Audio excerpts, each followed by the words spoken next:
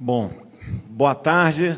Estamos chegando aqui na fase final, acho, das nossas discussões, e temos mais uma vez a honra de ter o ministro Paulo Guedes, ministro da Fazenda, debatendo com o Mansueto Almeida, nosso economista-chefe, um pouco do ambiente atual. Acho que o ministro Paulo tem liderado uma agenda reformista no Brasil, aproveitando esse vento na nossa sociedade de menos Estado, mais trabalho, mais empreendedorismo, mais meritocracia. E o ministro Paulo tem sido um herói de defender essa agenda durante todos os momentos, de uma maneira muito clara, de uma maneira muito comprometida.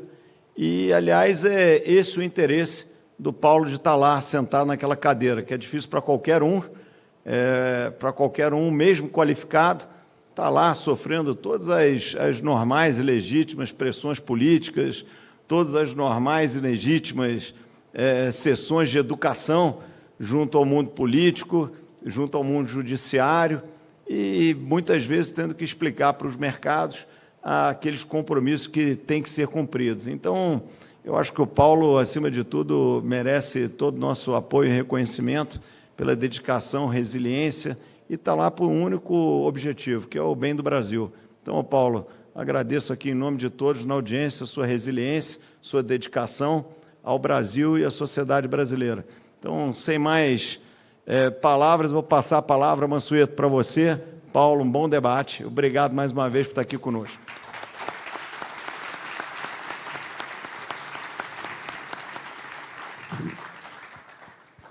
Ministro, boa tarde. Como sempre, um prazer ter o senhor aqui, conversando com a gente de economia, mas eu vou começar lembrando algumas coisas que a gente falou no nosso último encontro, que foi em maio. Em maio, no nosso último encontro, eu falei para o senhor o seguinte: olha, a nossa perspectiva de crescimento agora está em torno de 4%, mas eu acho que vai chegar a 5%. E a dívida pública vai ficar abaixo de 85% do PIB. A gente falou isso em maio. Agora, ministro, mesmo que o Brasil ficasse parado até o final do ano, a gente já tem garantido um crescimento de 4,9%. Então, 4,9% é a economia parada, sem crescer, no segundo semestre do ano, o que não vai acontecer porque o setor de serviço está crescendo. Hoje saiu o dado do setor de serviço, foi bom. Semana passada saiu o dado do setor de varejo, também foi bom. E a gente avançou bastante na vacinação.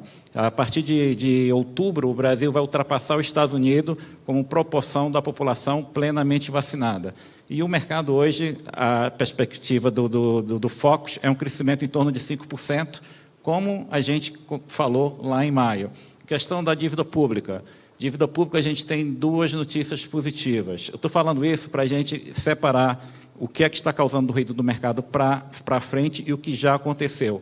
A gente começou o ano, a expectativa Focus do mercado era um buraco fiscal, um déficit primário, mais ou menos ali em torno de 280 bilhões de reais, que é mais ou menos 3% do PIB. A nossa expectativa hoje é que esse buraco fiscal vai ficar ali em torno de 100 bilhões de reais, até um pouquinho abaixo de 100 bilhões de reais, que é 1% do PIB. A estimativa do buraco fiscal do Brasil nos últimos 6, 7 meses foi reduzida mais ou menos em 70%, porque a arrecadação está performando muito bem e tem teto de gasto. E a dívida, como a gente falou da última vez, naquela ocasião eu falei para o senhor, olha, talvez a dívida fique abaixo de 85% do PIB. Hoje a estimativa da gente é que a dívida vai ficar, a dívida bruta do Brasil, abaixo de 81% do PIB. E não é só a estimativa do BTG Pactual. De várias instituições financeiras, todo mundo está prevendo uma dívida aí na casa de 81% a 83% do PIB. Então é um cenário muito melhor do que o que a gente tinha no início do ano. O Brasil avançou muito, o Brasil fez reformas importantes nos últimos 5 anos, e aí a gente tem hoje, para começar a nossa conversa, um grande ruído que o mercado piorou muito nos últimos 2 meses, não em decorrência do que aconteceu. O que aconteceu surpreendeu o mercado. Como eu falei, se a economia brasileira ficar parada, o carrego estatístico já garante um crescimento esse ano de 4,9%. O que está assustando o mercado é o que pode vir a acontecer. No Brasil, muitas vezes, a gente faz tanto barulho político, enfim, dá declarações um pouco desencontradas, não por maldade. Às vezes um político fala uma coisa, às vezes outra pessoa fala uma coisa diferente, e hoje o mercado está reagindo o seguinte: olha, parece que tem aí uma discussão muito grande, ninguém está se entendendo, e talvez quebrem o teto de gasto, e de repente o aumento do gasto vai ser 50, 80, 100, 150 bilhões. Então, hoje, o que o mercado está precificando é uma possibilidade de quebra de teto de gasto. Eu conhecendo bem o senhor, e o senhor tem uma característica que algumas pessoas o chamam de cabeça dura, e eu chamo de convicção. O senhor tem muito claro um conjunto de ideias, o senhor luta por essas ideias de forma muito clara.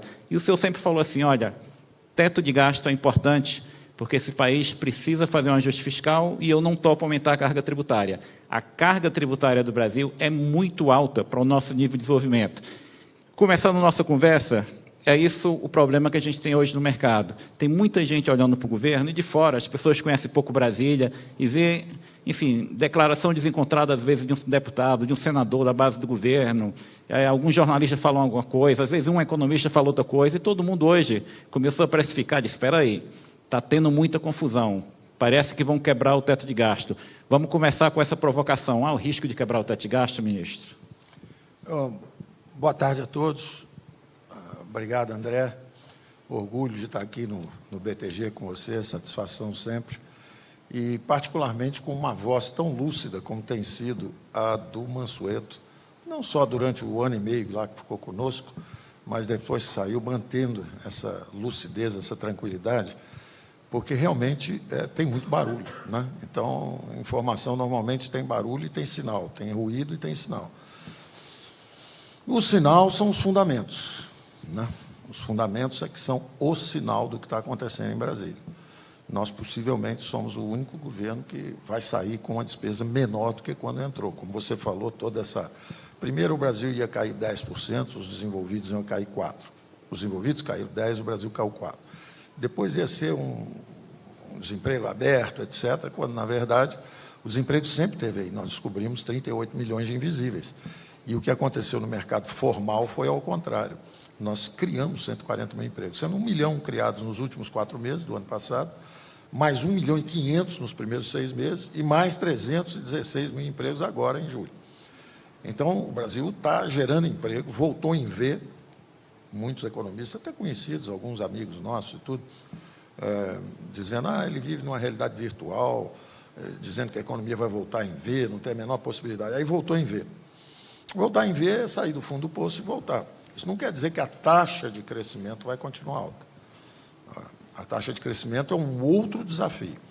A taxa de crescimento é o seguinte, será que a recuperação cíclica, em cima da capacidade ociosa que existia, à base de transferências de renda, será convertida em crescimento autossustentável, dirigido por investimentos?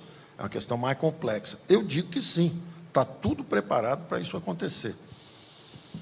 Fazemos uma reunião agora, 2, 3 semanas atrás, sobre o PPI. Não é PowerPoint, não é proposta, não é projeção, estimativa, são contratos assinados de 544 bilhões para os próximos entre 8 e 10 anos. 50 bilhões em ferrovias agora, há poucas semanas. Mais 50 bilhões com aquele episódio agora recente também da SEDAI. 20 de outorga e mais 30 de compromisso de investimento. Então, isso é assim toda hora. Ferrovia, 50 bi. Saneamento, mais 50 bi. Está acontecendo em cidades pequenas também. Outro dia foi Macapá, foi também em Maceió, 2 bi à vista de outorga, mais 2 bi de compromisso de investimento. Isso é praticamente 20% do orçamento da cidade. Então, está acontecendo o que nós chamávamos que era o crowding in. Está acontecendo. Quando eu olho, é evidente que tudo estaria muito mais forte, muito mais acelerado, e o Brasil já estaria crescendo se nós tivéssemos entrado junto com uma base de sustentação parlamentar. Porque, na verdade, nós perdemos muito tempo, primeiro, sem essa base, e segundo, com o combate ao Covid. As pessoas falam no Brasil como se não tivesse havido o Covid, o que é até interessante, não é? Porque fala assim, o Brasil está hoje pior do que quando eles entraram. Bom, será que nós é que fizemos o Covid? Então, é evidente que foi um impacto, realmente foi um desastre que aconteceu com o mundo. Agora, o Brasil caiu menos que economias avançadas, voltou mais rápido que as economias avançadas e está num ritmo de crescimento interessante. É claro que a base subindo, não sendo mais o fundo do poço, e você esbarrando na capacidade produtiva, é claro que daqui para frente é acumulação de capital. Mas o investimento está acontecendo. O setor privado está investindo em todas as direções. E aí vamos agora para esse ano e para o teto, né? Esquece tudo que aconteceu lá atrás. Esquece que nós fizemos... nós temos um programa de equilíbrio geral. Não é um negócio improvisado. As pessoas, eu me divirto, às vezes, quando eu vejo economistas que passaram por aqui que eu digo por Brasília, né? O jeito pegou a inflação de 50, soltou com 5 mil e o cara está criticando. Eu acho divertido, eu acho engraçado, acho interessantíssimo. Agora, o que nós estamos fazendo é um negócio de equilíbrio geral. Nós deslocamos para sempre as trajetórias das 3 principais despesas. E aí eu vou chegar no teto, porque tem a ver com o 4º cavaleiro do Apocalipse, que é exatamente o precatório. Tá certo? Nós pegamos as 3 principais despesas, as que cresciam exponencialmente. A primeira delas era a Previdência. Mudamos para sempre a trajetória da Previdência. Então, agora é 10 bi de surpresa num ano, 12 bi no outro, quer dizer, porque nós realmente mudamos. Agora, qualquer crescimento que tiver, a percentagem de gastos previdenciários sobre o PIB cai. O percentual cai. Isso está embutido na dinâmica que nós botamos lá dentro. Não tinha nada a ver com a reforma, porque dizem, a reforma já estava pronta e tal, falso. Foi diferente. Já pegaram a reforma de A, de B, falso. Mas estava fácil porque o Congresso já queria aprovar. Falso. Não aprovaram antes.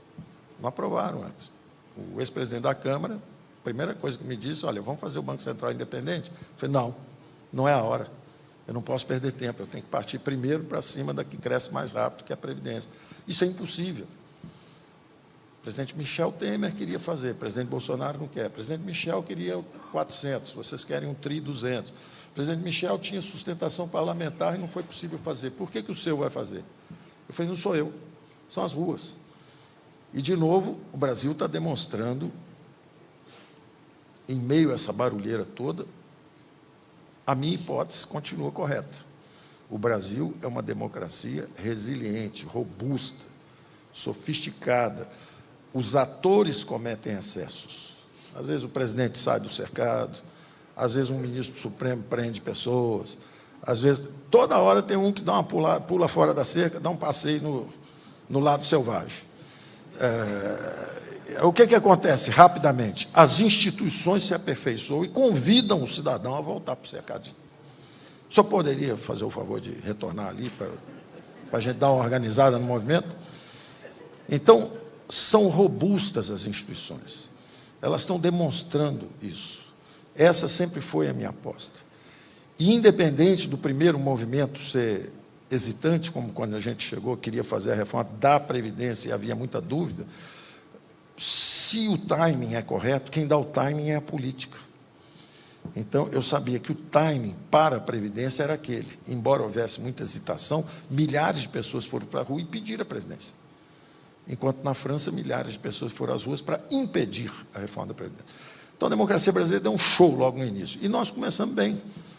Mercosul parada há 8 anos, União Europeia parada há 20 anos, Seção onerosa parada há 7 anos, saneamento. E eu mandei as reformas na ordem justamente dessa visão de, primeiro, você ataca as despesas, as trajetórias futuras. A economia é toda sobre o futuro. O passado ficou para trás. É tudo sobre expectativa para frente. Então, nós tínhamos que quebrar a trajetória explosiva da Previdência, quebramos. A segunda grande despesa eram os juros da dívida. E nós estamos fazendo uma coisa normal, vocês que estão no setor privado sabem disso. A empresa está apertada, o que ela faz? Desinveste um pouco, paga o banco e alivia. Acabou. E os economistas, não, eles só vão gerar um superávit no 4º ano, então a dívida PIB vai subir até 90%. Né? Falso. Primeiro ano caiu de 76,4% para 75,4%. Primeiro ano, porque nós fomos no fundamento. Nós vamos trocar o mix. Em vez de um fiscal frouxo, gastando muito, porque realmente os gastos chegaram a 45% do PIB, nós vamos travar as despesas. Travando a despesa, você mudou o policy mix. Aí o monetário, o juro de equilíbrio cai, o câmbio de equilíbrio sobe um pouco. O câmbio de equilíbrio devia ser hoje uns 3,80, se tivesse tudo normal. Estava entre 3,80 e 4,20. estamos indo para $500 bilhão de corrente de comércio com o mundo. Nunca aconteceu antes. $100 bilhões na balança comercial. Nunca aconteceu antes. Continuamos sendo o terceiro. É quarto, mas, na verdade, é o terceiro, porque Singapura é só um hub. O dinheiro entra de um lado e sai do outro. Não é investido em Singapura.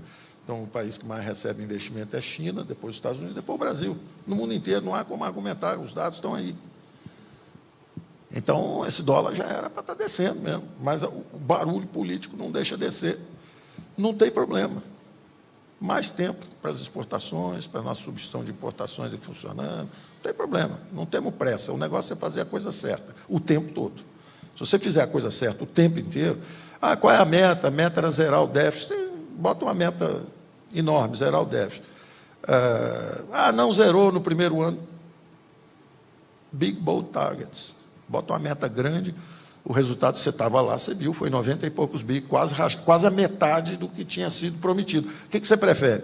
Cumprir uma previsão de um déficit de 2% ou falhar, não zerei, mas caiu para 1%? Eu prefiro cair para 1%, tendo lutado pelo 0%.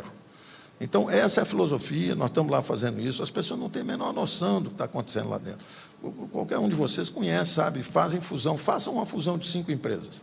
Com 70 mil funcionários no total, uma de 20 mil, uma de 10 mil. Nós fizemos isso, eram 5 ministérios, eram 70 mil pessoas, gastamos 15 bilhões. Nós estamos gastando 10 bilhões. Nominal, parado no tempo, quer dizer, a inflação comendo aí, a gente gastando menos em termos absolutos. Estávamos gastando 19% do PIB, fomos para 26,5% com o Covid, no ano seguinte, de volta agora, 19,5%, 19,7%, ano que vem, 17,5% do PIB. Então, nós estamos fazendo o dever de casa nos fundamentos. Terceira grande despesa, salários. Quem dá o timing, eu digo sempre, é a política. Eu mandei a reforma administrativa em novembro, Mansueto estava lá ainda, novembro de 2019. Não deu.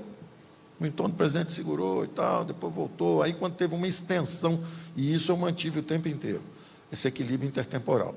Quer mais 150 bilhões para estados e municípios, rolagem de dívida, dinheiro livre, 60 bi, mais transferência, 16 bi para fundo de participação dos estados e municípios, mais 8 bi para o fundo de saúde, mais 2 bi para o sistema único de assistência social. Tudo bem, está aqui tudo que vocês quiserem. Agora, não pode ter aumento de salário 2 anos. Ora, nós demos 150 bilhões com a mão esquerda e tiramos 150 bilhões com a mão direita.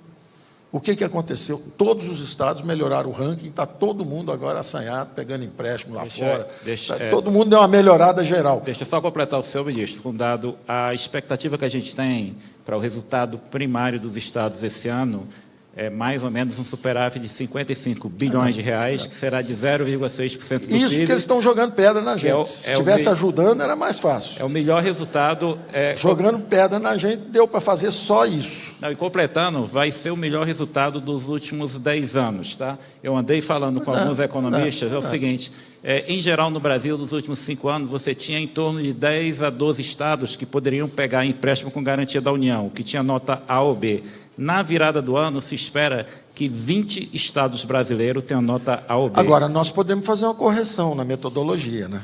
Nós podemos dizer, olha, agora, tirando o dinheiro que foi transferência para estados e municípios, para a saúde, a gente, então, muda o critério de ranking de banco. Porque, não vale, eu te dou um dinheiro. Isso. Aí você joga uma pedra em mim e diz que vem pedir mais empréstimo, fala, peraí, então tira o dinheiro que eu te dei e vamos ver qual foi o seu ajuste. Mas nós não vamos fazer essa maldade, nós somos republicanos. O ponto importante é o seguinte, os estados vão para uma situação fiscal que é a melhor dos últimos 10 anos, e 2, quando o ministro tanto insistiu com um custo político altíssimo para segurar salário por 2 anos, acabou. A folha salarial do Estado é entre 50% a 60% do gasto estadual. Quando você segurou 2 anos, isso trouxe uma enorme economia para os estados. Então, pessoal, foram 90 bi para estados e municípios, 60 bi para o governo federal, 150 bilhões que nós economizamos. De novo, um equilíbrio geral na cabeça. Tem que derrubar 3 torres inimigas. A primeira, os privilégios da Previdência. O segundo, o paraíso dos rentistas. Famoso mix de solto fiscal e apertado monetário. Dinheiro lá em cima, muito ruim. Câmbio sobrevalorizado lá embaixo. Eu avisei isso tudo logo que nós chegamos. Eu falei, é o jogo, vai mudar um pouco o jogo. E a terceira grande... Você chegou a fazer a conta que nós íamos economizar 80 bi no primeiro ano de juros, isso. 120 bi no segundo, estamos indo para o terceiro agora, mas conseguimos aí mais ou menos uns 300 ou 400 bi, 3 ou 4 anos de governo. Então, na verdade, nós tiramos 100 bi da trajetória explosiva da Previdência, 100 bi da trajetória de juros, 100 bi por ano, e 100 bi, 160 bi com o administrativo, as 3 torres de despesa. Aí aparece o quarto cavaleiro do Apocalipse. Quando você acha que acabou o filme, parece um negócio chamado precatório, que eu chamei de meteoro exatamente porque ele vem do exterior. Ele vem de algum distante mundo, universo, né? Ele é lançado em 2002, ele sobrevoa 2 governos do Fernando Henrique, aí ele sobrevoa 2 governos do Lula, aí ele sobrevoa 1 governo e meio do Temer, aí ele sobrevoa, um governo e meio da Dilma, aí ele sobrevoa meio governo do Temer, aí ele sobrevoa 3 anos nossos, aí ele calcula, ele vai chegar e falar, agora é o ano eleitoral, aí faltando 10 dias, e está cheio de economistas aí dizendo, isso foi um erro, podia ter previsto, isso era previsível, é brincadeira, né? Faltava 10 dias para fechar a janela, que fecha dia 31, aí naqueles 10 dias, 10 bilhões para a Bahia, 4 bilhões para o Ceará, 2 bilhões para Pernambuco, mais um troquinho aqui e ali e tal. Ou seja, dos 40 bi de surpresa, 20 bi governadores do Nordeste de oposição, nos últimos 10 dias. Eu tinha que falar, olha, meteoro, força estranha, outro universo, veio, calculou, caiu bem na cabeça da gente aqui agora, socorro. E aí, de novo, eu confio na democracia brasileira. Confio, mas assim, confio desde o início. Não tinha sentido nenhum estar aqui.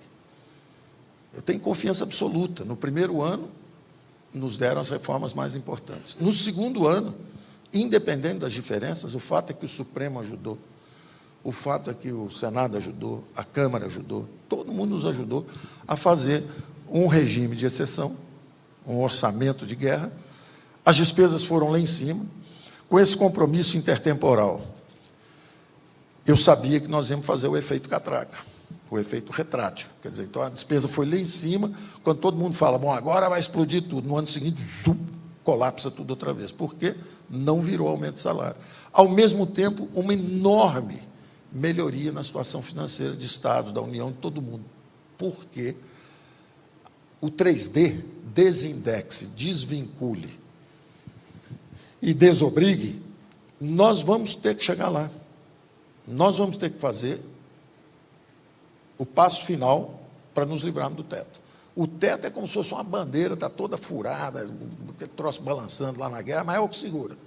É o que segura a expectativa, porque nós não tivemos coragem de desindexar a economia. Nenhuma crise fiscal dura mais do que 1 ano e meio. Essa era a nossa PEC 3D. Porque o que acontece? Na hora que a crise fiscal batesse, você trigava os gatilhos, travava as despesas, inflação de 4. Ano que vem, fim do ano, voltando de volta para o teto, para o limite superior do teto, da banda. Quando volta essa inflação para 4, crescimento de 3 ou 4, a receita sobe um pouco mais, a elasticidade é sempre positiva, maior que 1. Se você travar a despesa, isso foi o que aconteceu. Você travou a despesa 1 ano e meio, acabou a crise do Estado, vira um superávit, porque as receitas sobem. Né? Sobe 3% de crescimento, sobe 4% de inflação, mais 2 ou 3 aí extras por causa da elasticidade, subidas as receitas 10% no ano, 10% no outro, as receitas sobem 20% compostos e os gastos ficaram constantes. Não há crise que dure. Isso eu, quando vejo o ritual do Copom, reúne todo mundo, fica todo mundo lá. No nosso tempo, quando eu era mais jovem, tinha a idade do André, estava lá no Pactual, o negócio era mais emocionante, porque o juro era 70%. Então, se cair 50 para 50, se subir para 73, era muito mais. Agora vai subir 0,25, vai cair 0,25. Ou agora, num período como agora, que a inflação está subindo, dá um saltinho um pouquinho maior de 1. Naquela época, o salto é 5, é 10. Então, eu gostaria que houvesse um ritual fiscal. Nós temos um ritual monetário, que era muito importante, que era o legado da hiperinflação. Mas eu propus o Conselho Fiscal da República, que é exatamente o que nós estamos tentando fazer. O que nós estamos tentando fazer agora? Reunir o presidente do Supremo, o presidente da Câmara, o presidente do Senado, o presidente da República. Ora, isso já estava escrito. Conselho Fiscal da República. Se tiver qualquer tumulto, qualquer coisa, vocês são obrigados a reunir. Não quero saber se vocês gostam um do outro ou não. Isso é função pública. Tem que se reunir e tem que apertar o botão aí para fazer o que tem que ser feito. Então, aconteceu que, sem a reforma administrativa, nós tivemos um impacto maior do que qualquer reforma administrativa jamais teria. Nenhuma reforma administrativa ia entregar 150 bi de corte de despesa em 1 ano e meio. Mas, e nada disso é acidente. Quem está olhando aqui, eles não têm plano, eles não entregam, eles não... Está tudo, nada é acidente. De repente, os estados todos melhoraram, a despesa de salário não subiu, isso foi um acidente. Alguém passou lá para o Brasília, jogou uma tampinha no lago, e aí aconteceu. Não é nada disso, é uma luta feroz o tempo inteiro. Agora, com ajuda. Por isso que eu acredito na democracia. Você vai lá no Congresso, conversa com a Câmara, você conversa com o Senado, o apoio vem e a coisa acontece. Então, eu acho que agora é a mesma coisa. É interessante, porque diziam que ia cair 10%, não ia voltar. Voltou. Aí você fala, agora vai crescer, e todo mundo, não. Eles ficam rolando a desgraça, tem uma rolagem de desgraça. O primeiro ano vai ser uma catástrofe total, porque não há a menor condição, não tem sustentabilidade, eles não têm sustentação parlamentar. Aí o troço dá certo, que sai uma opção de reforma que nunca tinha saído. Aí vem a doença. Aí quando a doença chega, genocida. Ok, tá bom, política, vamos subir em cadáver para fazer política. Aí vacinou, o Brasil agora está vacinando em massa. Tem que fazer uma rolagem. Nós temos que achar um novo eixo. Qual que é o novo eixo? Vacina. Corrupção na vacina. Mas, peraí, a gente falou que eles não compraram a vacina. É verdade. Não compraram a vacina, então não dá para ser isso. O que é, então? Vão derrubar a economia. Vão derrubar a economia. Se a gente derrubar a economia, dá certo. Então, agora mudou o eixo. Agora é o seguinte, vão derrubar a economia. Não é crescimento, isso não é crescimento, a caristia, está muito grande. Ok, rolou. Está rolado. A desgraça foi anunciada para o ano que vem. Não vai ser esse ano, porque esse ano vai crescer 5%, mas ano que vem eu quero avisar vocês, ó. Eu ia falar o palavrão, não posso falar senão, entendeu? Mas o ano que vem, com PH de farmácia, certo? O ano que vem. Então, é evidente que a crise nos preocupa, é evidente que tem uma crise hídrica, é evidente que isso bota pressão nos preços. Agora, o importante é saber o seguinte, você está fazendo a coisa certa? Por exemplo, na hora que esse aumento de preços setoriais e transitórios começa a subir, o que você tem que fazer tecnicamente? Vai na gaveta 18 e puxa o Banco Central Independente. Está aqui, ó. Esse é o gato que caça esse rato. Está lá. Estava há 40 anos também na gaveta 18. Então, nós estamos aperfeiçoando nosso arsenal, nosso capital institucional. E essas brigas entre poderes... Lê a história da Suprema Corte Americana, isso é normal, o presidente chega, chuta o balde, aí a Suprema vem contra, aí os estados reclamam, aí o estado da Califórnia entra contra o governo. Tem os casos mais incríveis na Suprema Corte Americana. Está acontecendo isso aqui também, o pau está comendo. Agora, as instituições estão evoluindo. Não tem ninguém, negócio de golpe. Um cara bota 2 milhões de pessoas na rua, todo mundo com florzinha na mão, bandeira, família, ninguém machucou ninguém, golpe terrível, querem derrubar o governo. Aí no dia seguinte vai 3 caras com bandeirinha vermelha e jogam uma pedra no vidro, manifestação democrática maciça. Pelo amor de Deus, pô. Quer dizer, todo dia chama o presidente de genocida. Ele mandou prender alguém? Mandou prender ninguém, né? Tem gente prendendo por aí. Mas ele não mandou prender ninguém. Então, a gente tem que ter uma certa moderação. O que eu acho que está faltando, sinceramente? Eu nunca pensei que eu fosse falar isso, porque eu era um cara agitado. Né? Eu nunca pensei que, por falta de serenidade, eu fosse virar um sujeito moderado. Quer dizer, eu sou hoje uma força moderadora. Eu estou impressionadíssimo com isso. Eu acho que eu estou muito velho, eu não estou velho. Eu devo estar muito velho. Porque, pelo amor de Deus, pô, faltam 10 meses para uma eleição. Nós vamos inventar o que agora? O presidente tem um apoio popular grande e não cruzou a linha. Obedeceu todas as instruções. O presidente da República não pode indicar o seu chefe da Polícia Federal. Ele não indicou, ele respeitou o Supremo. Todos os presidentes anteriores se indicaram. O presidente da República agora indicou alguém para o Supremo que nós não sabemos se vão aceitar. Nunca houve recusa de uma indicação de juiz supremo. Então, ele tem que conviver com isso tudo. E sem cruzar a linha. A gente conversa sobre isso, o presidente tem VAR. Saiu, filmou lá, só com o pé dentro da área, derrubando o adversário dentro da área, é pênalti. Tem VAR. Agora, o VAR, às vezes, dá um apagão. Quando o outro jogador puxa o calção, o VAR sai da linha, não pega, está errado também. Então, nós precisamos aperfeiçoar as instituições. Eu acho que nós estamos dando a nossa contribuição. É claro que há excesso, é claro que há erro, todo mundo erra, nós estamos errando, eu devo ter errado, uma opção de coisa também, falo às vezes coisa que não devo. Voltando para o teto, eu queria dizer primeiro, não, é porque eu quero responder o teto, porque é importante pelo seguinte, tem essa profecia do fim do mundo, é o fim do mundo, está rolando, está tendo a rolagem, então todo ano ela rola para frente, já rolou para o ano que vem, e ela está baseada justamente no teto. O teto é um símbolo de austeridade. Ele precisa ficar lá como um sinal de que o executivo não pode exorbitar. É claro que o teto podia ser melhor desenhado, é claro que podia ter uma opção de exceções. Tem exemplos que são patéticos. Por exemplo, nós temos 300 bilhões de dólares de reserva lá fora.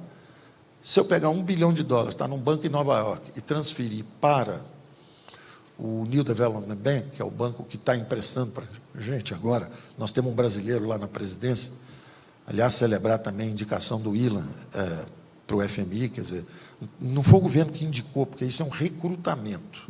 Isso é um recrutamento. Mas o Ilan me falou 3 meses atrás, ministro, olha, pode ser que eles liguem, consultando, é um recrutamento, é quase que um concurso. Ele é contratado como funcionário do fundo, ele não é um representante do Brasil, ele é um funcionário do fundo. Mas ele me avisou, falou, se tiver qualquer coisa aí, por favor, apoio e tal. Eu falei, não, tudo bem, tranquilo, se você quiser que eu faça qualquer coisa também, mas é competente, conseguiu por mérito próprio, chegou lá. Mas a verdade é que nós temos um presidente do NDB, nós temos agora um diretor do Western Hemisphere, do Hemisfério Ocidental, do FMI, nós poderíamos ter uma presidência do BID, se não tivéssemos sido... também não posso falar certas coisas, mas às vezes a gente tem boa fé e é passado para trás, acontece. Mas a gente aprende, também não paguei o BID até hoje. Vai ter uma certa dificuldade de receber, entendeu? Vai ser o último a ser pago. Mas... o nosso presidente era muito próximo do outro presidente, o outro presidente pediu, o Trump pediu ao nosso presidente que a gente apoiasse um candidato, o cara entrou, não cumpriu a parte dele. Essas coisas não se falam publicamente. Então, você vê que a gente sai da cercadinha toda hora e tem que ser conduzido pelas instituições de volta para o cercadinho. Então, isso aí amanhã, falou isso, falou aquilo, desculpe, não foi a intenção, não foi essa. A intenção foi explicar para os brasileiros... A intenção foi explicar para os brasileiros que a gente confia no aperfeiçoamento das nossas instituições, inclusive internacionais. Mas, então, o teto era um problema para nós já equacionado.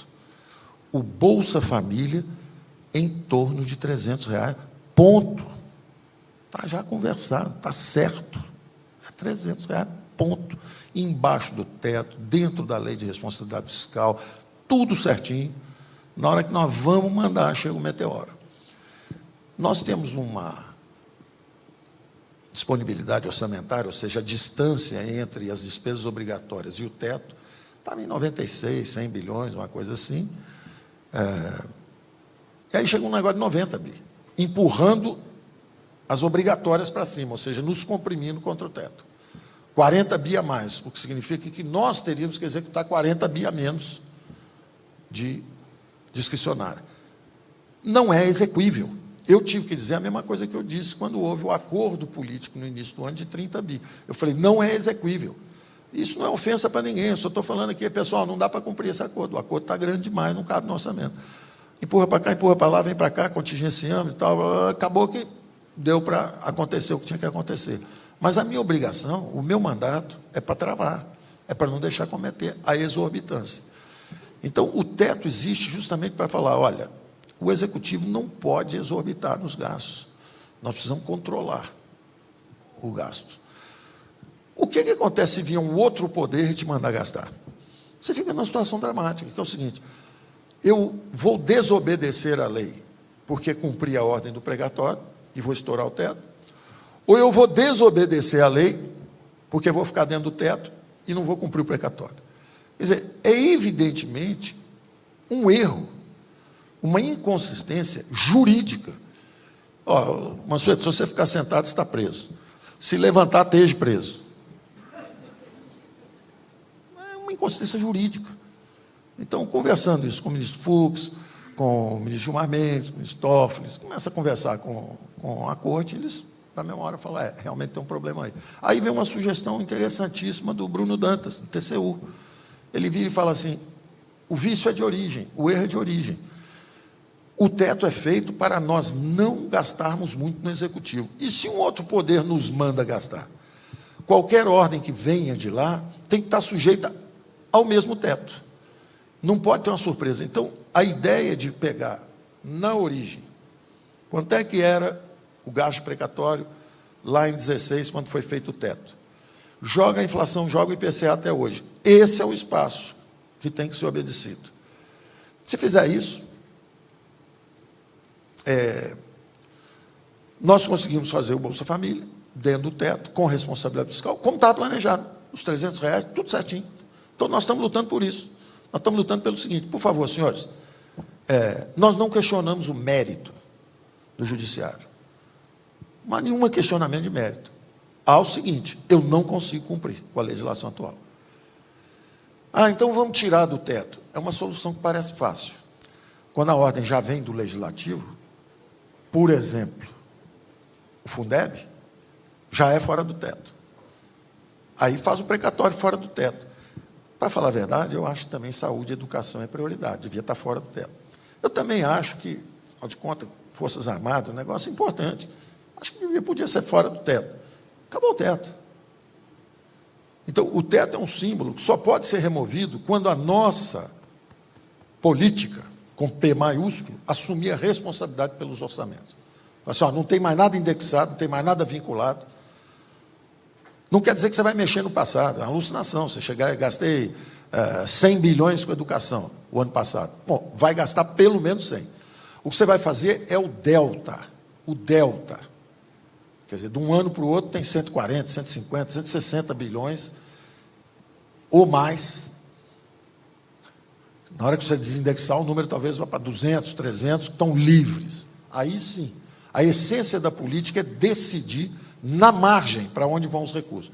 Então, se a educação tem 100 bi, tem 100 bi, saúde tem 150, tem 150, tem dinheiro para isso, para aquilo, tem um salário, está tudo parado.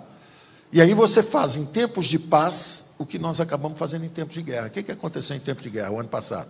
Não faltou dinheiro para a saúde, mas não teve um aumento de salário. Aí passa mais 1, 2 anos, bom, agora eles já estão 2, 3 anos sem aumento de salário, tem uma reposição de salário, porque já não tem mais aquele gasto extraordinário com a saúde.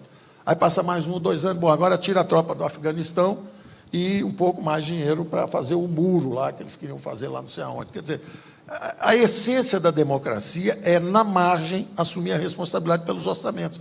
Assim é que são constituídas as coalizões políticas. Você vê que quando os democratas ganham, vão fazer o Obamacare. Quando ganha o Trump, vou botar um muro. O negócio vai para um lado, vai para o outro, na margem. Você não mexe no para trás, você mexe na margem. Isso pode ser feito assim. Essa era a nossa PEC. A nossa PEC era assim. Você desobriga, desvincula, na margem, desindexa. Está tudo solto. Então, esse é o passo. O dia que fizer isso, não precisa mais de teto. Acabou o teto. Você toma a decisão que você tomar e paga o preço na hora. Anunciou, vou fazer isso, aquilo e aquilo outro. A turma vai fazer a conta, olhar e falar, ih, arrebentou. Dólar para cima, juro para cima, confusão total. E aí todo mundo, opa, recua, não pode fazer isso não. Então, enquanto não for assumida essa responsabilidade sobre o orçamento, a política com P maiúsculo, enquanto isso não acontecer, você precisa daquela bandeirinha lá, balançando, falando, não passarão, daqui não passarão, daqui não passarão. Tem que ficar balançando a bandeirinha, que é o único jeito de você ter alguma estabilidade. Então, indo para essa quarta... Só explicando para enfatizar o seu ponto. A gente ainda tem que fazer, hoje o déficit público esse ano vai ser perto de 100 bi. O Brasil precisa de um superávit de 150 bi. Então, a gente tem ainda um ajuste de 250 bi para ser feito. Se a gente não fizer pelo lado da despesa, terá que ser feito por aumento de carga tributária. E ninguém quer pagar mais imposto. O Brasil tem uma carga tributária muito alta. Nós não vamos aumentar. Eu quero deixar muito claro isso. Quando a gente acenou com a reforma tributária, na mesma hora houve uma dosimetria equivocada, puxa para cá, puxa para lá, nós preferimos empurrar para o outro lado. Então, nós não vamos aumentar.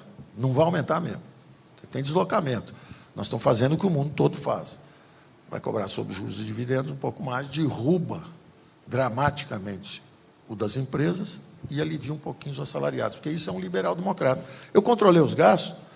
Ah, mas você não quer zerar o déficit mais rápido e gerar um superávit? Não. Quero não.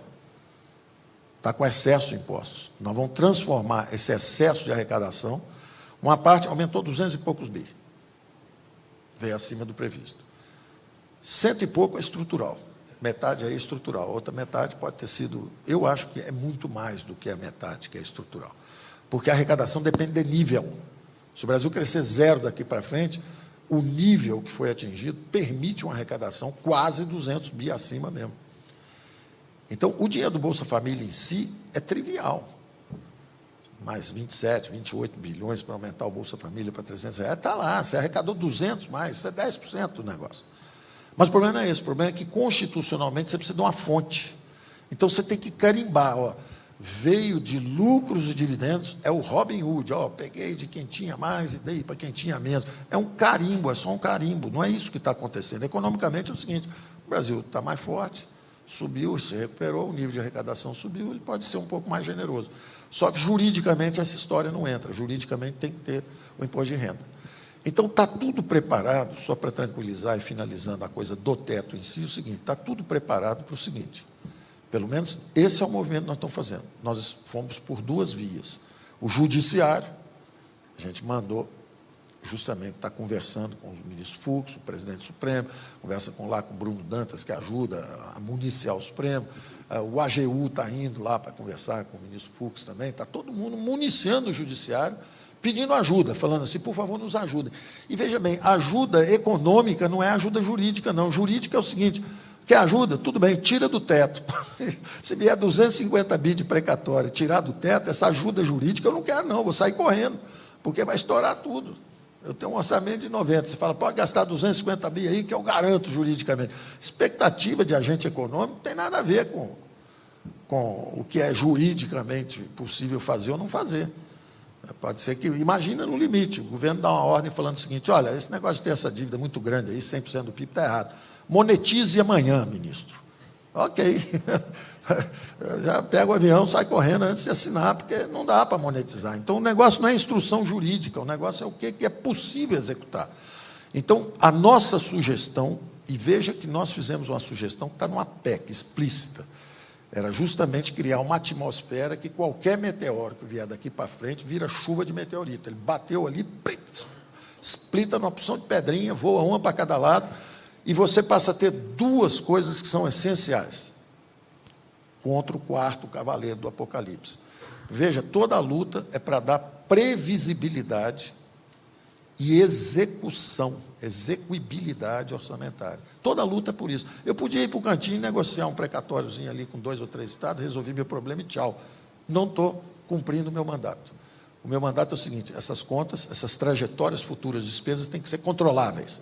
Elas têm que ser previsíveis. Daqui para frente, até o fim dos tempos, todo mundo vai saber o seguinte, o judiciário tem independência, o executivo não entra no mérito, nem nada, mas o judiciário tem noção de que quando ele ordenar dentro do teto, tudo é pago instantaneamente. Quando ele ordena acima do teto, nós temos que ter alguma preocupação. Saída do Bruno Dantas, sugerida, muito boa, senha. Todo mundo que está embaixo do teto pega por ordem de chegada. Quem estiver acima do teto, pega e o ano que vem recebe, o ano que vem. Pronto, tranquilo. Sugestão nossa. Adota o teto, como sugeriu o Bruno, muito bom. O que tiver acima de... E usamos toda a metodologia que já foi usada antes, eu não estou inventando nada. Eu corri atrás do ministro Gilmar Mendes, corri atrás do Supremo, perguntei o que aconteceu. Meteoro só cai em governo federal? Não. Meteoro já caiu em estado e município? Sim. que vocês fizeram quando caiu lá? Fracionamos. Era calote? Não foi calote. Senão eles não conseguiam pagar. Eu falei, obrigado. Então, quem está falando que é calote não entende nada. É o contrário, é uma admissão de dívida e dizendo o seguinte, olha, eu pago, vou pagando na medida que eu conseguir pagar. O que tiver dentro do teto é pago instantaneamente, o que tiver acima do teto, nós temos saída. Se for privado, moeda de privatização, participa dos programas de privatização, instantaneamente pode comprar Casa no Lago, pode comprar Correios, Petrobras, Eletrobras, tudo que tiver à venda. Petrobras é ato falho, é vontade, é vontade. Agora, se for privado, se for público, encontro de contas. Ceará me deve 10, eu estou devendo 6, deu 4 aqui de saldo, passa para cá, recebe de lá e tal, e pronto, vamos fazer isso. Então, tudo civilizado, tudo certinho. Eles têm experiência, já fizeram antes e vão nos ajudar. Eu tenho recebido uma mão estendida. O presidente estendeu a mão, pediu ajuda aos poderes, e eles estão devolvendo, nos dando a mão também. Essas mesmas conversas estão com o presidente Arthur Lira, fazendo um belíssimo trabalho lá na Câmara. O presidente Pacheco, como a agenda do Senado estava um pouco mais intensa, porque teve CPI de Covid, de fake news, eles não conseguiram mergulhar ainda na agenda econômica. E eu acho que isso deve acontecer brevemente. O presidente Pacheco já se dispôs em várias declarações, deve ter, não sei se veio aqui, mas deve ter falado, olha, vamos entrar nisso. Precisamos ajudar, o Brasil está acima de quaisquer disputas, precisamos resolver esse problema. Então, eu estou muito confiante, primeiro, na democracia brasileira. Então, essa conversa toda de golpe, disso, daquilo, reafirmo. Da mesma forma que primeiro subiram em cadáveres para fazer política, os dois lados, não vou falar de um lado só, não, todo mundo que está nervoso. Eu mesmo, se eu estiver nervoso, pode saber que eu também estou fazendo mais do que deveria estar fazendo. Mas subir em cadáver para fazer política. Agora virou derrubar a economia para fazer política. Vamos derrubar a economia. Então, já que estão vacinando muito, não dá para ir por aqui, vamos pelo outro lado agora. Não vai crescer o ano que vem, é terrível, a pior política econômica já foi feita no universo. Quer dizer, teve gente que congelou preço, sequestrou ativo, deu bicicleta voadora. Os caras fizeram tudo que dá para fazer, num espaço grande de tempo. Às vezes ficaram 10, 15 anos tentando consertar. Nós estamos aqui há 2 anos e meio, e parece que a gente não fez nada. Parte do jogo político, zero mágoa, ressentimento, chateado, zero. Direito de cada um opinar. Agora, luz quando tem voz lúcida. Palma para o cara que está enxergando e está orientando corretamente. Então, esse aqui tem falado o tempo todo, os números estão melhorando, os fundamentos estão melhorando, essa confusão que está aí de preço, tem preço pulando para um lado para o outro aí, é justamente pelo barulho político. Eu, particularmente, acho que o barulho político é muito maior do que a realidade política. Eu acho que há um ambiente de cooperação e há momentos de estresse, mas o ambiente é de cooperação. Tem um ponto importante, Paulo, que é o seguinte, a gente teve aquela crise em 15 e 16, a gente voltou a crescer em 2017, mas quando a gente olha a taxa de investimento do Brasil, 14, 15, 16 e 17, que a gente voltou a crescer, a queda acumulada foi de 30%. Quando o Brasil voltou a crescer em 17, a taxa de investimento ainda caiu. E depois de 18 e 19, a recuperação foi pequena. Isso. Então, a gente teve, acumulado de 14 a 19, uma queda da taxa de investimento do Brasil de 20%. Isso. Ano passado, a gente teve uma queda de 4% do PIB. Qual foi a queda da taxa de investimento? Quase nada. Foi 0,8%. Investimento esse ano vai crescer perto de 10%. Alguém vai falar, não, mas não vale um crescimento de 10% esse ano, que ano passado teve uma queda de 0,8%. Olha só, a queda em 2015 foi 13%. A queda em 2016 era para ter crescido, queda de 12%. 2017, queda de 3,5%. A taxa de investimento desse ano está recuperando. O Brasil está voltando a investir, por isso, quando a gente olha as reformas que foram feitas e essa recuperação do investimento, a gente fica mais otimista. O que eu quero falar com isso é o seguinte, muito empresário me pergunta assim, olha, mas pode dar errado. Claro que pode dar errado. Se a gente fizer tolice, se a gente quebrar o teto, resolver gastar mais, dar a Bolsa Família de 400, 500, 600 reais que não tem dinheiro, a gente consegue empurrar esse país para uma realidade muito pior. Consegue empurrar esse país para um cenário, enfim, obscuro, para um cenário que a gente mata o crescimento e mata o investimento. Mas não é isso. Novamente, assim, tem uma coisa, na década de 80, na nossa geração, era muito mais fácil reclamar dos nossos problemas e culpar o FMI, que tinha um problema da dívida externa. Os problemas do Brasil hoje são problemas que nós criamos, que nós temos que resolver.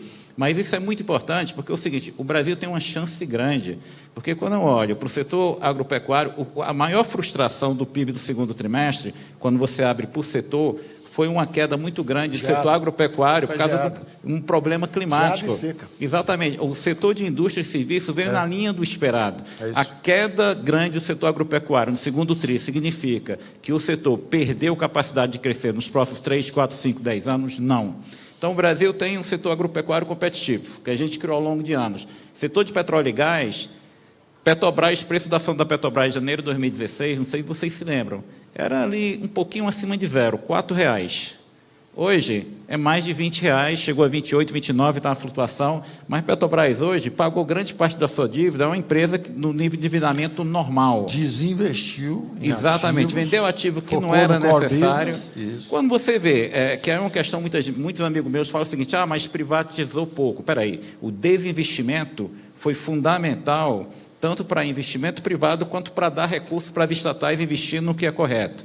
Então, hoje, a gente olha o que o Brasil fez nos últimos 5 anos, nos últimos 2 anos, independência do Banco Central, marco regulatório de saneamento, marco regulatório do setor de gás, previdência, lei de recuperação judicial, lei do distrato, uma série de coisas que, novamente, para a gente sair da linha correta, a gente tem que fazer muita coisa errada. Eu não quero colocar um cenário de poliana aqui, mas mesmo no ano que vem, a gente deve crescer pouco, 1,5%, mas com juro alto, 8,5%, 9,5%, que é o efeito de política monetária. Mas em 17, 18 e 19, a gente ficou crescendo 1,5% com a política com juro baixo. Agora não, a gente vai ter um crescimento na linha do que vinha crescendo por causa da política monetária. Depois o juro cai e a economia volta a crescer mais. Então, assim, o ponto é, se a gente respeitar o teto, solucionar o problema do Bolsa Família, num valor adequado, R$300, em torno disso, a gente vai para você já falou, e eu vou repetir que isso não é trivial. Pela primeira vez no ciclo de 4 anos de governo, o gasto público do Brasil vai cair, e isso nunca aconteceu pós-88.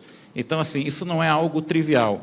Quando as pessoas começam a olhar esses dados, se a gente for na direção correta, o país tem tudo para dar certo. Para a gente estragar o crescimento do país, como a gente fez tantas vezes, de produzir décadas perdidas, a gente tem que fazer muita coisa errada. E eu fico um pouco otimista, que eu vejo hoje a classe política mais preocupada. Quando o dólar sobe, quando a curva de juros sobe, quando a bolsa cai, os políticos de Brasília ficam preocupados, eles entendem a mensagem. Será que hoje... E tem uma coisa importante, no governo Temer, que eu participei também, as pessoas falavam o seguinte, olha, o ajuste do Temer, como se as pessoas vivessem em outro país e olhassem de fora. Na verdade, não existia o ajuste do Temer, existia o ajuste que o Brasil precisava fazer, da mesma coisa do governo Bolsonaro. Você pode criticar, pode discordar de uma proposta, mas não tem essa coisa do ajuste da equipe econômica do Bolsonaro, é o ajuste do Brasil. É isso. Então, você pode criticar, mas assim, a sua percepção hoje de ministro da Economia, que está lá no meio dessa batalha, os políticos estão entendendo melhor que, se a gente não for pelo caminho certo, a gente estraga tudo isso que a gente conseguiu. Há essa percepção? Há essa percepção, eles entendem isso. E o que você tem, às vezes, é um jogo de disputa pelo poder, não é? Isso é uma disputa pelo poder. Então, você realmente tem que atacar para tentar ganhar a eleição. E o que é ruim, eu acho que são 2 coisas que nós temos que evitar. Primeiro, é o desrespeito. E o desrespeito não é só o verbal, porque todo mundo focaliza muito no verbal. Às vezes o sujeito está te respeitando verbalmente, está com a mão no seu bolso, né? E você falando, olha, Vossa Excelência, vos me sei, com a mão no seu bolso. Então, a atitude de respeito é um negócio um pouco mais amplo, um sentido um pouco mais amplo de respeito. Inclusive de respeito à verdade, de não falsificar narrativas, de não só porque você é contra, você falsifica, dizendo que... eu fiquei durante 30 anos aí com todos os candidatos a presidente eram de esquerda. Eu sou um cidadão brasileiro que nunca ficou 30 anos sem poder exercer um direito de voto que não fosse de esquerda. Aí o primeiro governo que centro-direita que tem teve uma tentativa no Collor, sofreu a intervenção. Aí você fala assim, não, mas a perfeição... Eu podia olhar de 2 formas. A forma negativa, falar assim, golpe. depois de 30 anos, 20 anos fora do poder, a esquerda tentou e foi derrotada no voto direto. E não aceitou o resultado das urnas e deu um golpe, por causa de um Fiat Elba. O que foi o Lava Jato depois? Quais foram as multas depois? Foram muitos, os escândalos de corrupção foram muito maiores do que aquele. Então, por que lá teve e agora não teve? Então, eu podia ter ido para essa narrativa de descrença na democracia brasileira. Nunca pensei assim. Eu pensei sempre o seguinte, aperfeiçoamento das instituições. Bobeou, não tinha sustentação parlamentar, deu pretexto, pisou fora da linha, o VAR pegou, tirou de campo. Eu quero continuar com a mesma percepção de que nós somos uma democracia, que você não pode descredenciar o resultado das urnas, você não pode desrespeitar uma presidência. O presidente é um homem simples, a turma bate nele todo dia, ele vai para o cercadinho, bate de volta, fica um bate-bate. Não é... É um ser humano, ele também está errando. Quem tivesse também tomando o pau que ele está levando todo dia na mídia, de repente, não sei se... Da mesma forma como o ministro Supremo aí também perdeu a serenidade, porque parece que estavam atacando ele, ameaçando a família. Isso é um negócio terrível, isso é muito ruim. A democracia exige uma certa civilidade, uma certa moderação. Por isso que eu estou falando. Eu era um cara meio abrasivo, eu já estou vendo que isso não está errado. Está errado. Tem que, a primeira coisa, respeito, serenidade. Então, esse troço está faltando. O resto vem junto. Vem diálogo democrático. O sujeito pensa uma coisa, você pensa outra. Por exemplo, qual é a grande diferença hoje? Como você mencionou, o Brasil não recorreu à dolarização da economia, como a Argentina, por exemplo, recorreu. Nós sofremos a dor de cada erro. Quando a gente segurou o câmbio explodiu e depois nós aprendemos a flutuar. Claro, explodiu, flutuou contra a vontade. Explodiu, quando você viu, já estava flutuando. A mesma coisa, você estava gastando muito, já num regime de inflação mais baixa, o juro estava na lua, lei de responsabilidade fiscal. Então, foi um aprendizado. Vamos privatizar as empresas. Aí o outro governo que entrou não privatizou, começou a corrupção. Olha, está vendo? Essas empresas já não estão conseguindo investir, perderam a capacidade de investimento, elas bloqueiam os investimentos que entrariam do setor privado, porque se tem uma Eletrobras, se tem uma Petrobras no setor, para que eu vou investir? O governo tem um monopólio do setor, literalmente, então não vou investir nesse setor.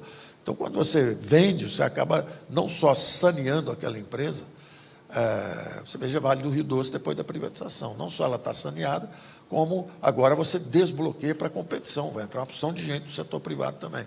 Então, nós estamos avançando. Quando eu vejo as críticas à privatização da Eletrobras, é desinformação, muita desinformação, entendeu?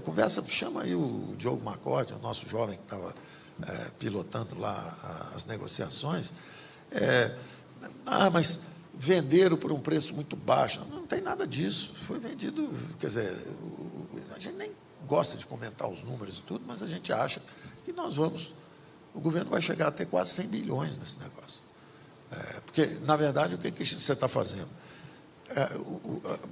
Boa parte dos jabutis que dizem que ficaram lá e que desconfiguraram a privatização, alguns jabutis eles evaporam. Por exemplo, você diz o seguinte, o custo da energia está chegando agora a 2.600, né? O metro cúbico lá da unidade, né? BTU, uma coisa desse tipo. O que está escrito lá, que eles botaram lá, mas o pessoal do Norte e Nordeste exigiu que o governo compre. O governo está comprando a 300. 300 é 1/3 do custo atual, com algumas termoelétricas a 2.600. Então, é o seguinte, se te vender uma BMW por R$30, você se comprometeu a comprar. Então, não existe, isso não vai acontecer. Então, boa parte das obrigações que estão lá são tecnicamente, inteiramente dispensáveis e não acontecerão. O governo não vai perder aquele dinheiro. Agora, tem uma coisa ou outra que faz sentido. Por exemplo, eu só deixo você privatizar a Eletrobras se você cuidar também da revitalização do São Francisco. Quanto que é? São 2 bilhões em 10 anos, 200 milhões por ano. Pelo amor de Deus, você vai deixar de revitalizar um rio que está irrigando o Brasil inteiro. O certo, tecnicamente, é venda pelo maior preço possível, reduz a dívida, e esses recursos, então, você vai lá e, através do orçamento, coloca para revitalizar o São Francisco. Mas isso é o mundo ideal. o mundo possível é o seguinte: eu só privatizo se você der algum recurso lá para a minha região. Aí, quando você faz um pacto desse de governabilidade, a privatização é irresponsável, destruir. Fake news, narrativa falsa. Paulo, é importante, eu participei de 2 governos, trabalhei com 3 ministros da Economia, com o Meirelles, com o Guarda e com você. Todo governo tem um pouco de um avanço para frente, um pouquinho para trás, mas o líquido avança para frente com reformas. No governo Temer, a gente tentou privatizar a Casa da Moeda. Teve, na época, um grupo de políticos que se recusou. Falou, é um absurdo se vender a Casa da Moeda, é importante o Brasil imprimir moeda.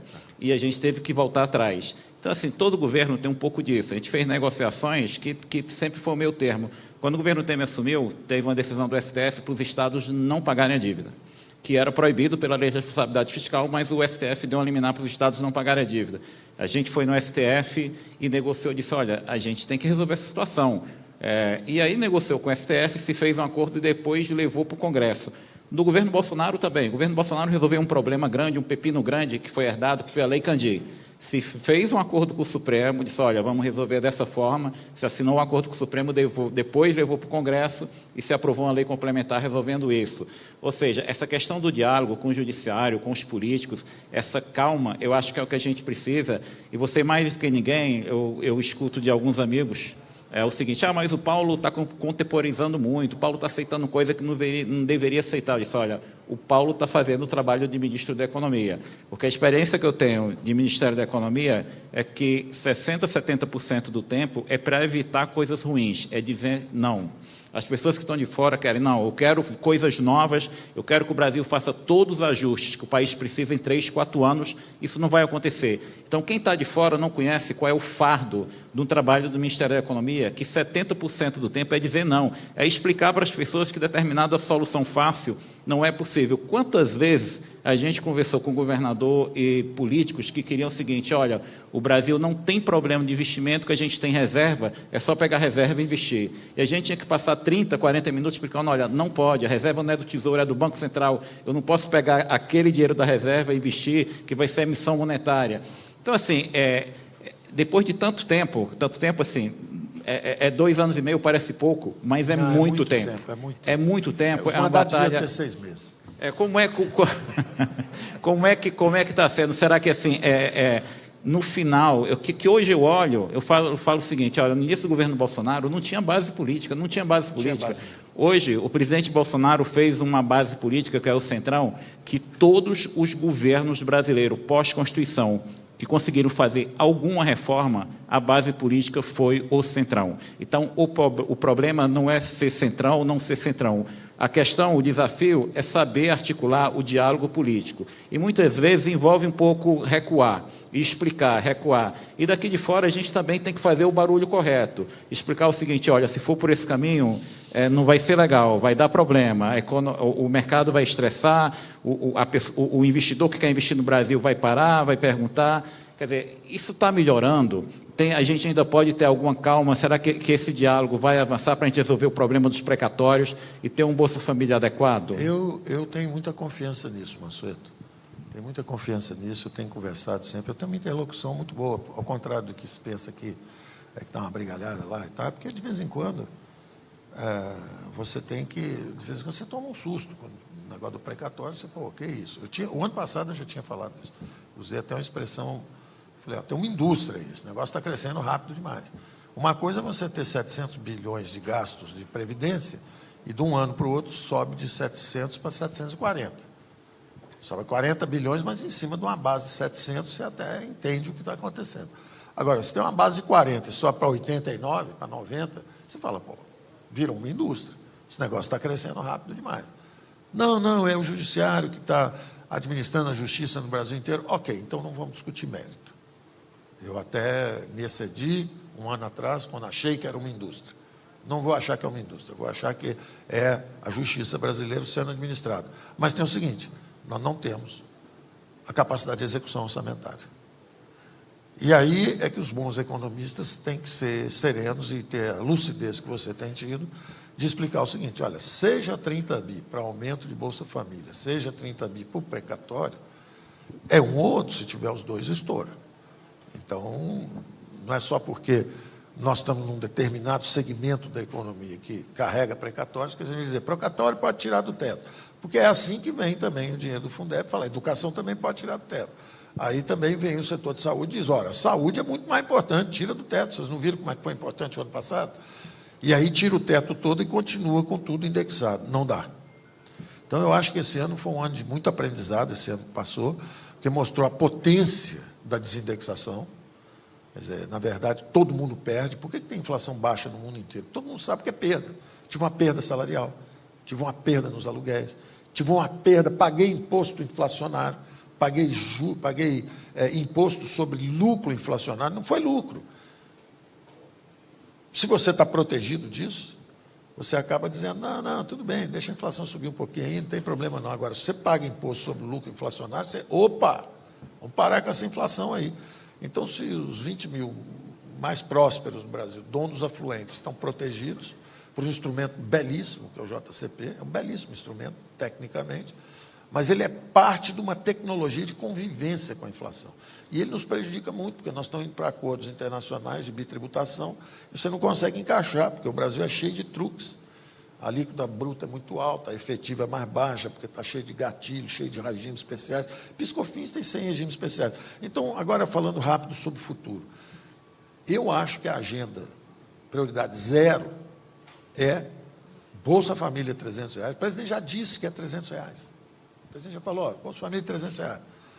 Dentro do teto, com responsabilidade fiscal.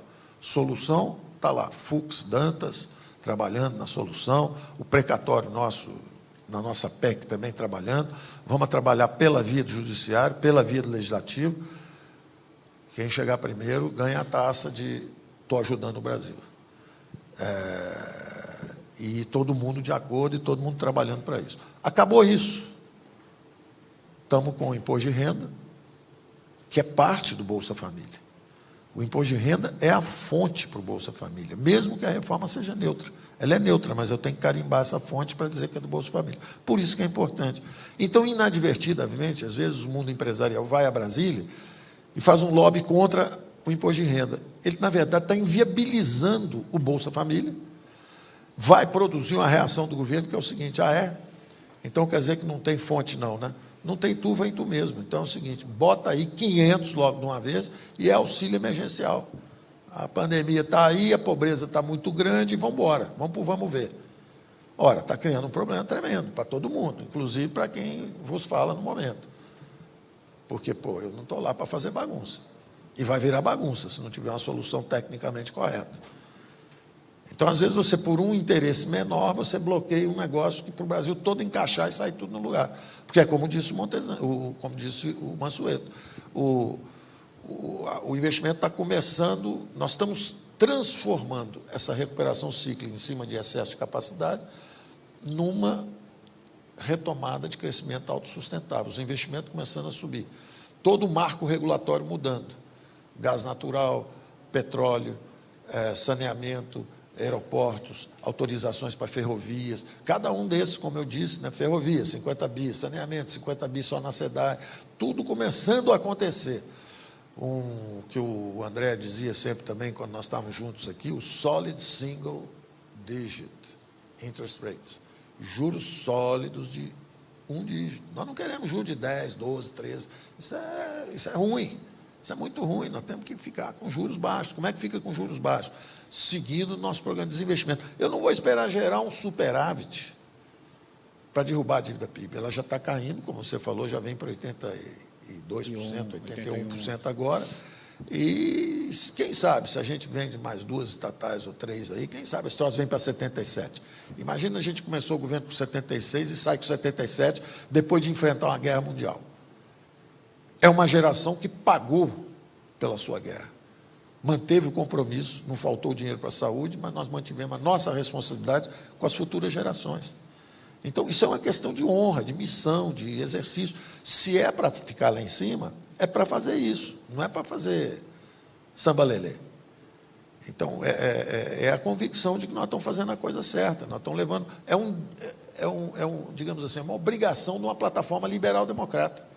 O social-democrata é o cara que deixa o gasto subir um pouco e vai botando imposto atrás, porque ele acha que o governo é a solução. Ele tolera mercados. Ele acredita em governo e tolera mercado.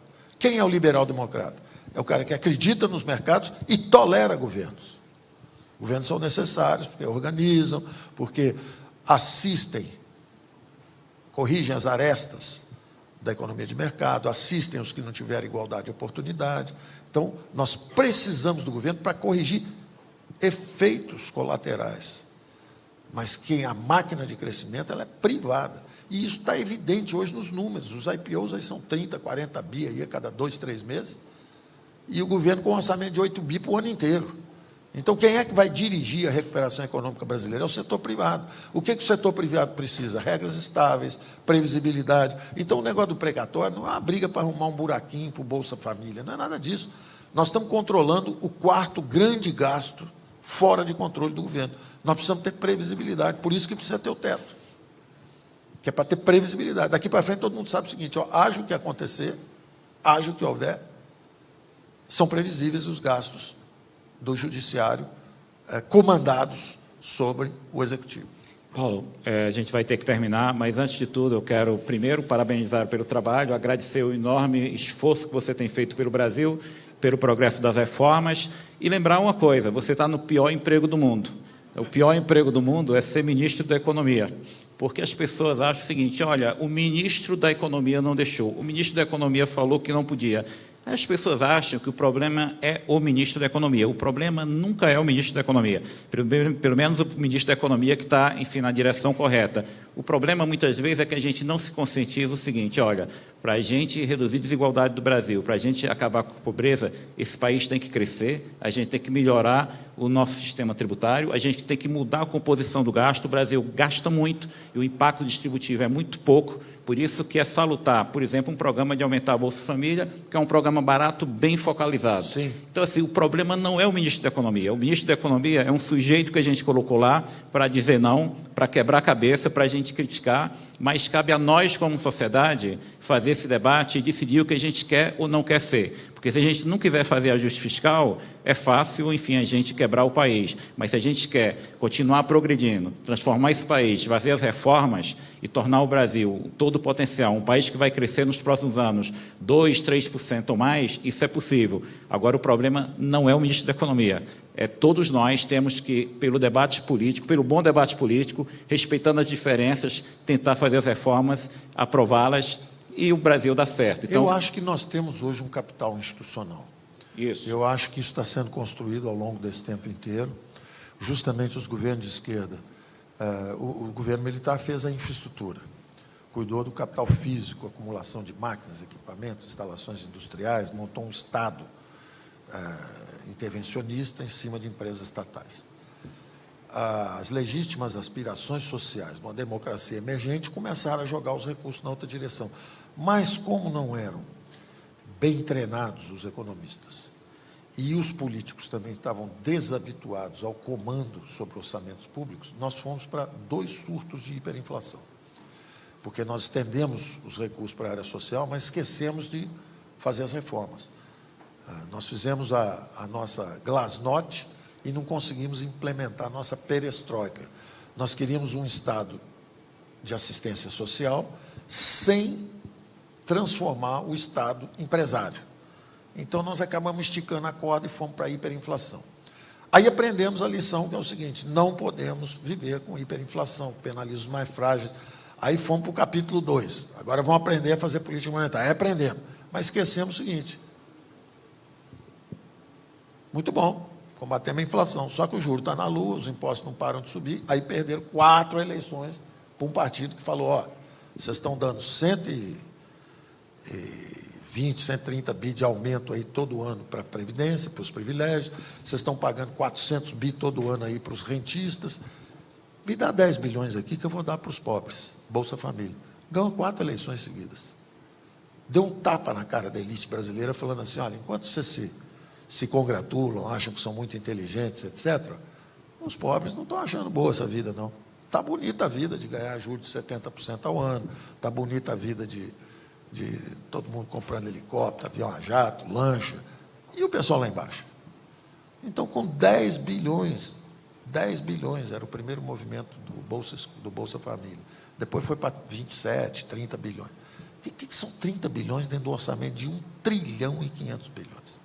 É isso aí. A nossa incapacidade de lidar com isso é um tapa na nossa face.